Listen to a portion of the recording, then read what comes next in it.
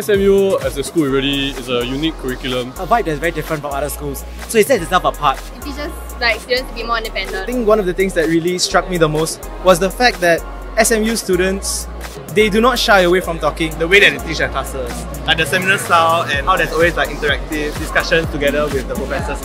Every student, every graduate here is allowed to take a second major in another course. 100% overseas opportunities.